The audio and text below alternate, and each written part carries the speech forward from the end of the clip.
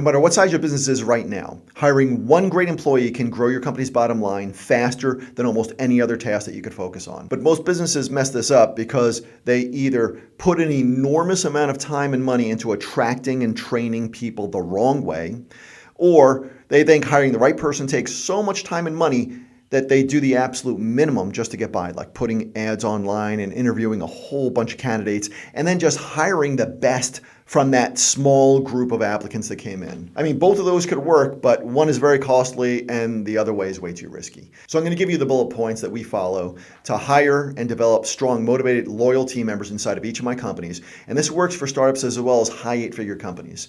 And if you follow this, you're going to be light years ahead of most other companies. First, before hiring, we create a strong culture, because no matter what you read in books or hear at a seminar, in the real world of scaling companies, growth is more about culture than it is about team, because a great team is attracted to the right culture. And the best team members are highly attracted to growing companies. So your culture needs to be built around growing something great. And I'm going to cover a lot here. So if you have questions about anything that I say, just ask me in the chat section or go to chrisguerrero.com and ask me there.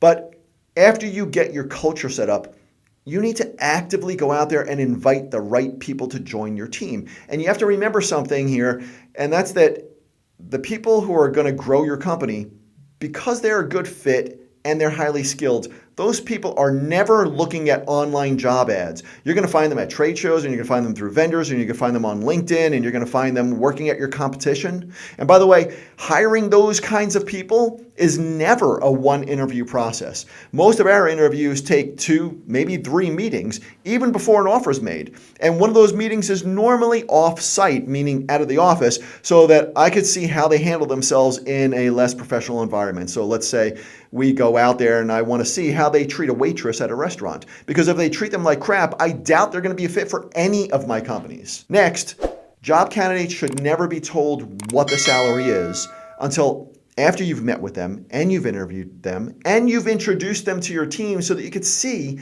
if there's a fit. And by the way, great candidates usually don't ask about pay until after they see that it's a good fit too.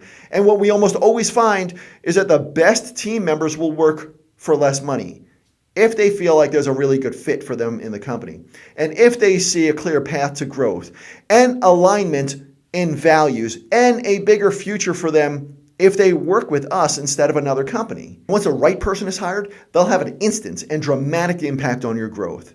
Now, after you hire somebody, your job is to show them that you value them and you value their time and their input. And always find a way to give them or the rest of your team credit for anything your company achieves, because the more your team feels like they're part of the growth, the harder they will work to drive your company forward. And they have to know that they're not alone. So we have team meetings every single day, and they're fast, and everybody comes prepared to talk about 3 things: that how much they've accomplished so far, what their main focuses are today, and what obstacles they need help with. So everybody knows there's a team of people working with them to drive growth. Nobody's alone. Now, in the meetings that I have with my leadership team, we whiteboard everything. And that's important because the number one reason most companies hit a plateau is because somebody on the team got distracted or got stuck. But whiteboarding our daily meetings helps everybody to understand where we could push harder and where the obstacles might be. And understand this, and I learned this from a very good friend of mine who says there's 3 kinds of decisions. There's good decisions, there's bad decisions, and there's no decisions.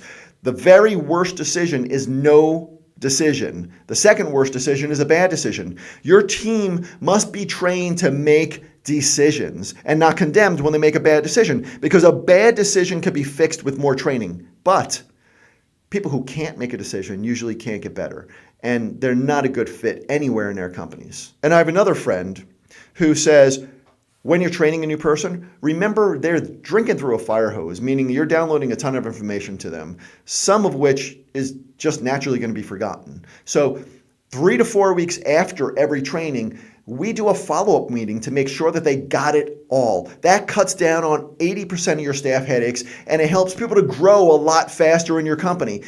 And finally, you need to reward them, because most great team members are hungry and they want to plant roots with the company and be part of their growth.